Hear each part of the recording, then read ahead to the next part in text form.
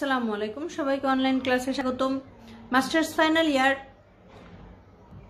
তোমাদের সাথে অনেকদিন পর ক্লাসে আসলাম তোমাদের জন্য সুখবর নিয়ে যে তোমাদের অচিরেই প্রাক নির্বাচনী এক্সামিনেশন অ্যাসাইনমেন্ট এক্সামিনেশন শুরু হতে যাচ্ছে 17 তারিখ থেকে, না যেন 24 তারিখ থেকে, সরি 24 তারিখ থেকে, 17 তারিখ না 24 তারিখ থেকে। তো তোমরা এর মধ্যে প্রয়োজনীয় বকেয়া পরিশোধ করে যাতে করে তোমরা অ্যান্সার স্ক্রিপ্টটা এবং প্রশ্নটা আমাদের ডিপার্টমেন্ট থেকে নিতে পারো সেইভাবে প্রস্তুতি নিয়ে রাখবা। তোমাদের জন্য অবশ্যই এটা একটা সুখবর, কারণ দীর্ঘদিন পড়াশোনার মধ্যে থাকার পরে পড়াশোনা থেকে অনেকটাই বলা যায় আমাদের সাথে যোগাযোগ ছিল, কিন্তু সেই যোগাযোগটা যে আসলে কোন পর্যায়ের ছিল বা আমাদের ক্লাস যে তোমরা কতটা অ্যাটেন্টিভলি শুনতে আমরা আসলে বুঝতে পারতাম না। এখন একটা মূল্যায়নের সুযোগ আসলো, সেই কারণে বেশ ভালো লাগতেছে যে তোমাদের একটা পরীক্ষা নেয়ার মতো সিচুয়েশন তৈরি হচ্ছে। তাহলে এই অ্যাসাইনমেন্ট এক্সামিনেশন 24 তারিখ থেকেই সম্ভবত শুরু হবে তোমাদের। সেই ক্ষেত্রে আমি তোমাদেরকে অ্যাসাইনমেন্ট এক্সামিনেশন হলেও এটা তো একটা পরীক্ষা, কিছু প্রিপারেশনের জন্য কথা আজকে বলবো। প্রথমেই বলবো যে অ্যাসাইনমেন্ট এক্সামিনেশনে তোমাদের সিলেবাস হবে 1 থেকে 8 অধ্যায় পর্যন্ত। তোমাদের সাম্প্রতিক রাষ্ট্রচিন্তা বইয়ের 1 থেকে 8 অধ্যায় পর্যন্ত তোমাদের এই পরীক্ষায় থাকবে। তোমরা এই পরীক্ষায় এই 1 থেকে 8 অধ্যায়ের মধ্যে বিগত সালগুলিতে যে প্রশ্ন ব্রিফ কোশ্চেনে এসছে সেই প্রশ্নগুলোই অনুশীলন করার চেষ্টা করবা, এবং বড় কোশ্চেনগুলো খ বিভাগ এবং গ বিভাগের ক্ষেত্রেও যে প্রশ্নগুলো 1 থেকে 8 অধ্যায়ে বিগত সালে আসছে সেই প্রশ্নগুলোই তোমরা পড়ার চেষ্টা করবা। এখন কথা হচ্ছে যে 1 থেকে 8 অধ্যায়ের মধ্যে মোটামুটি আমাদের কিন্তু সিলেবাস অনেকবার শেষ হয়েছে। তোমরা এটা চিন্তা করো না যে তোমাদের কোনো পড়ায় কোথাও ঘাটতি আছে। তোমাদের সমাজতন্ত্র সম্পর্কে পড়া হয়েছে, কাল্পনিক সমাজতন্ত্র সম্পর্কে পড়া হয়েছে, সংশোধনবাদ সম্পর্কে পড়া হয়েছে, এই পর্যন্তই সম্ভবত 8ম অধ্যায় আছে। হেগেল পড়া হয়েছে, কান্ট পড়া হয়েছে, মোটামুটি সবগুলা জিনিসই কিন্তু ভাববাদ পড়া হয়েছে। সাম্প্রতিক রাষ্ট্রচিন্তা কি, সাম্প্রতিক রাষ্ট্রচিন্তার বৈশিষ্ট্য, নৈরাজ্যবাদ, ফ্যাসিবাদ, সব জিনিসগুলি সম্পর্কে কিন্তু আমরা একটু একটু করে ধারণা দিয়েছি। এবং যেহেতু এক্সামিনেশনটা হচ্ছে অ্যাসাইনমেন্ট এক্সামিনেশন, তোমরা নিশ্চয়ই বাসায় বসেই পরীক্ষা দিবা এবং পরীক্ষাতে তোমরা অনেকটাই সময় পাবা তোমাদেরকে নিয়ে আলোচনা করার। তো আমি প্রথম থেকে একটু পড়ানোর চেষ্টা করতেছি আজকে। সেই হিসেবে আজকে পড়ানোর বিষয়বস্তু হচ্ছে ভাববাদ। তাহলে আজকে পড়ানোর প্রশ্ন হচ্ছে ভাববাদ কি, ভাববাদের সীমাবদ্ধতা আলোচনা করো।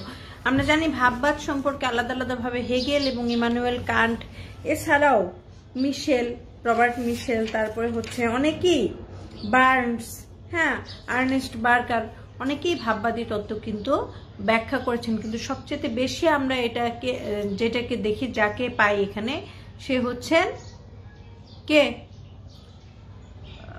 হেগেল এবং ইমানুয়েল কান্ট।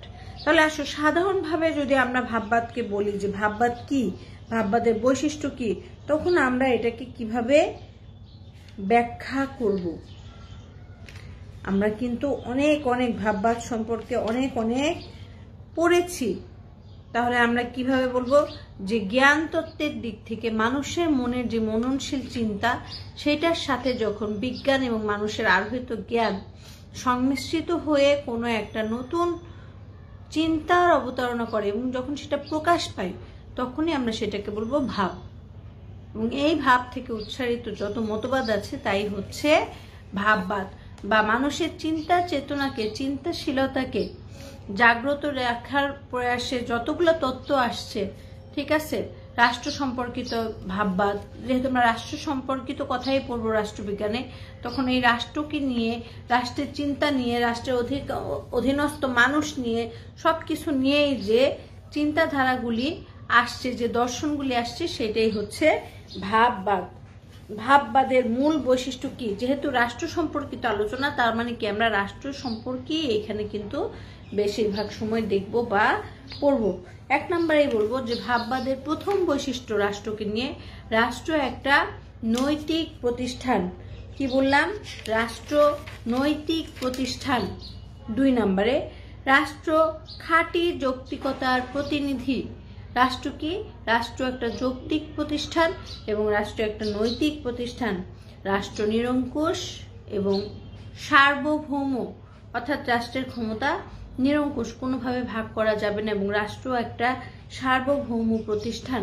রাষ্ট্রের অবশ্যই নির্দিষ্ট একটা লক্ষ্য থাকতে হবে, একটা উদ্দেশ্য থাকতে হবে। অর্থাৎ রাষ্ট্রের, এখানে বলা হয়েছে যে রাষ্ট্র ভাববাদীদের মতে রাষ্ট্র নিজেই একটা লক্ষ্য। তারপরে আসো সামাজিক এবং জৈবিক ধারণা। রাষ্ট্র সম্পর্কিত সামাজিক ধারণা কি এবং জৈবিক ধারণা কি?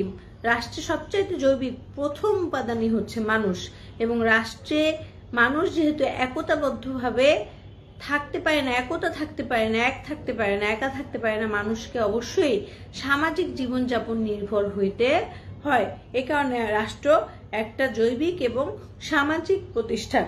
তারপরে আসো প্রকৃতি এবং স্বাধীনতা রাষ্ট্রের মধ্যে নিয়ত। অর্থাৎ আগের দিনে মানুষ কি বিশ্বাস করতো? যে প্রকৃতির রাজ্যে মানুষের সব ধ্যান ধারণার কথা বলতো, কিন্তু এখন আমরা দেখি যে না, প্রকৃতির রাজ্যে শুধু মানুষ যে খারাপ তাই না, এছাড়াও মানুষের কিন্তু আরো একটা রূপ আমরা দেখতে পাই। সেটা কি? মানুষ স্বাধীন। মানুষের স্বাধীনতা এবং মানুষের প্রকৃতির প্রতি যে আকর্ষণ, এটা কিন্তু রাষ্ট্রের মধ্যেই নিহত। অর্থাৎ স্বাধীনতা প্রকৃতিরই একটা রূপ। মানুষ যে প্রকৃতিগতভাবে স্বাধীন, কিন্তু রাষ্ট্রের সে স্বাধীনতা ভোগ করতে পারে না, এটা প্রকৃতিরই একটা রূপ, যেটা রাষ্ট্রের মধ্যে মানুষ অংশগ্রহণ করলে বা রাষ্ট্র তৈরি হওয়ার পরে মানুষের ভিতরে একটা স্বাধীনতাকে একটা নিয়ন্ত্রণ করার একটা পদক্ষেপ মানুষ তারপরে নিতে পারছে। এইভাবেই আইন ও স্বাধীনতা পরস্পর মিলিত। অর্থাৎ এখানে বলা হচ্ছে আইন এবং স্বাধীনতা পরস্পর সম্পর্কিত। আমরা আধুনিক যুগেও দেখতে পাই যে আইনের সাথে স্বাধীনতার কিন্তু একটা সম্পর্ক আছে। তারপরে আসো রাষ্ট্রের প্রতি ব্যক্তির অধিকার।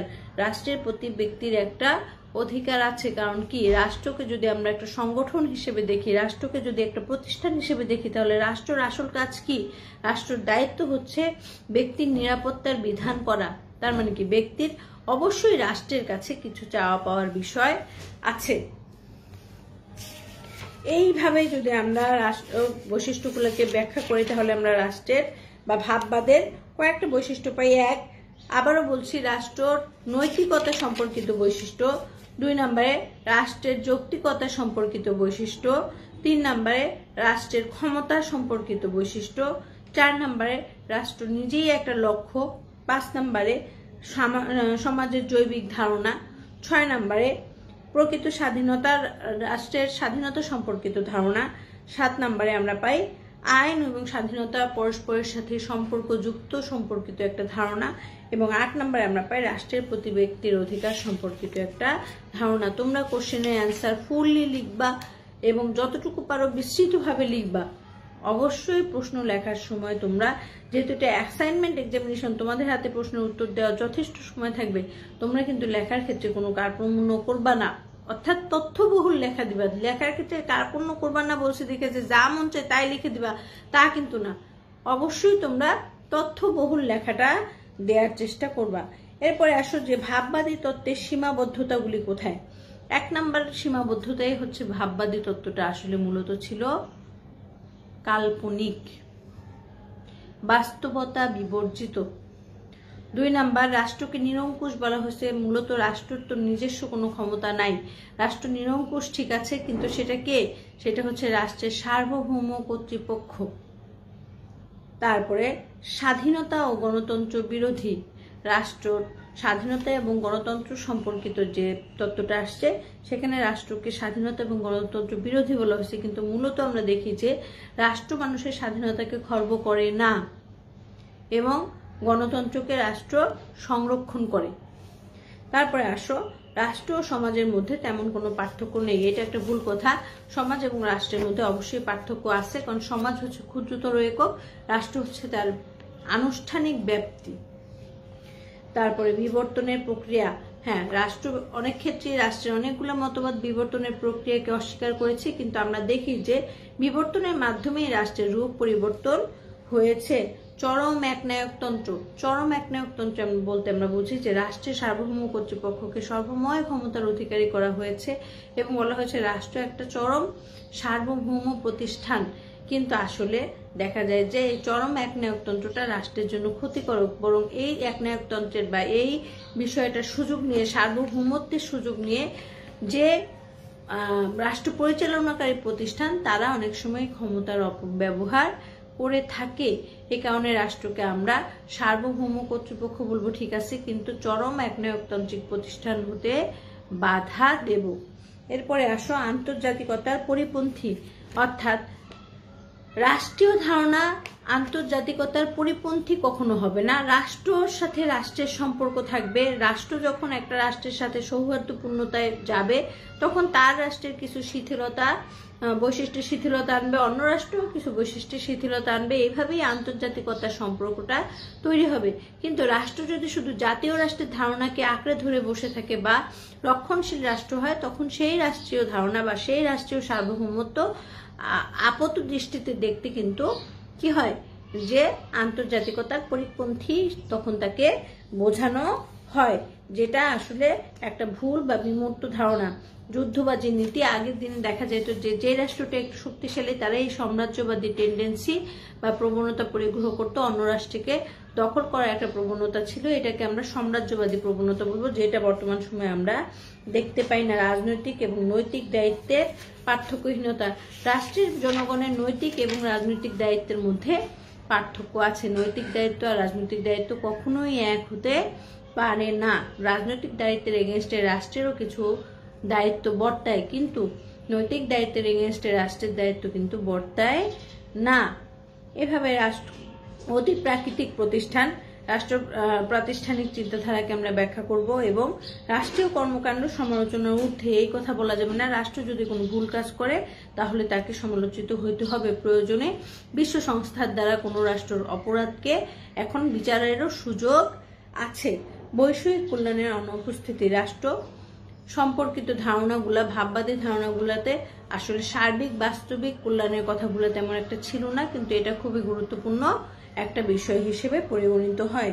রাষ্ট্র জটিল এবং বিমূর্ত ধারণা, হ্যাঁ, রাষ্ট্র সম্পর্কিত ভাববাদী ধারণা অবশ্যই জটিল এবং বিমূর্ত, কারণ এটার বাস্তবতার সাথে খুব একটা মিল আমরা পাই না। এইভাবে আমরা রাষ্ট্রকে ব্যাখ্যা করতে পারি। স্টুডেন্টসরা, আমার মনে হয় যে আমি তোমাদের মাস্টার্স ফাইনাল ইয়ারে সবচেয়ে বেশি সংখ্যক ক্লাস নিয়েছি, যেই কারণে আমি তোমাদেরকে বলবো যে তোমাদের যদি কোনো কোশ্চেনের সমস্যা হয়, তোমরা পোল সায়েন্সে আমার প্রত্যেকটা লেকচার আছে, তোমরা দেখবা এবং বারবার কথাগুলো শুনবা, রিভিউ করবা। একই লেকচার বারবার দেওয়ার মধ্যে আমার শুধু কষ্ট বাড়া ছাড়া আসলে কোনো কাজ নাই। কিন্তু তোমরা যদি বারবার আমার লেকচারগুলি শুনো তাহলে কিন্তু তোমাদের সেই কষ্টটা আর থাকবে না। এ কারণে তোমরা চেষ্টা করবা সেই লেকচারগুলির মধ্যে ইনভলভ হওয়ার এবং যে লেকচারগুলি আমরা প্রিভিয়াস সময় দিয়েছি সেইগুলি আবার শোনার। কোনো প্রশ্ন নিয়ে যদি তোমাদের সমস্যা থাকে আমাকে কমেন্ট বক্সে কমেন্ট করবা, আমি চেষ্টা করব সমস্যাগুলোর সমাধান করার জন্য। আর যদি দেখি যে সেই সমস্যাগুলির সম্পর্কে আমরা প্রিভিয়াস ক্লাসে আলোচনা করেছিলাম তাহলে আমি সেই ক্লাসগুলিও তোমাকে রিপিট ক্লাস হিসেবে তোমাদেরকে দিতে পারি, যাতে করে তোমরা তোমাদের সমস্যাগুলি সলভ করতে পারো। দেখো, তোমাদের প্রাক নির্বাচনী অ্যাসাইনমেন্ট এক্সামিনেশন এসে গেছে। তোমাদের হয়তো এই এক্সামিনেশনের পরে আমাদের সাথে ফিজিক্যালিও দেখা হয়ে যেতে পারে, যদি পরিবেশ পরিস্থিতি ভালো হয়। কলেজ তো আর চিরকাল বন্ধ থাকবে না, অবশ্যই খুলবে। তখন হয়তো আমরা সবাই আবার আগের মতো ভালো একটা অবস্থানে থাকতে পারবো, সবার সাথে দেখা হবে, কথা হবে এবং তোমাদের পরীক্ষা, নির্বাচনী পরীক্ষা, ফাইনাল পরীক্ষাও হয়তো ফিজিক্যালি হতে পারে। তাহলে তোমাদের হাতে কিন্তু সময় কম, কারণ তোমরা ভাগ্যগুণে অনেকটা সময় পেয়ে গেছো। এতদিনে তোমাদের পরীক্ষা শেষ হয়ে তোমরা রেজাল্টের দ্বার প্রান্তে থেকে যেতা, কিন্তু সেটা হয় নাই। কেন? করোনার কারণে। এখন তোমরা যে পর্যাপ্ত সুযোগটা পেয়েছো সেই সুযোগটাকে কাজে লাগাও। অবশ্যই একটু পড়াশোনা করার চেষ্টা করো, কারণ পড়াশোনা না করলে তো ভালো রেজাল্ট করার কোনো সম্ভাবনা নাই। তোমার মূল্যায়ন হবে তোমার খাতার মাধ্যমে, সেই খাতা যদি ভালো না হয়, ভালো তথ্যবহুল না হয়, ঠিকঠাক কোশ্চেনের অ্যান্সার না হয়, তাহলে কিন্তু আসলে যত পরিশ্রমী আমরা এতদিন করলাম, বিশেষ করে আমরা শিক্ষকরা, আমরা তোমাদের অনলাইন ক্লাস নেওয়ার চেষ্টা করেছি, যথাসাধ্য চেষ্টা করেছি এবং তোমাদেরকে প্রপার গাইডেন্স দেওয়ার চেষ্টা করেছি। তোমরা কতটুকু নিতে পারছো এটা আমরা জানি না, কারণ সেই মূল্যায়নটা আমরা করতে পারিনি।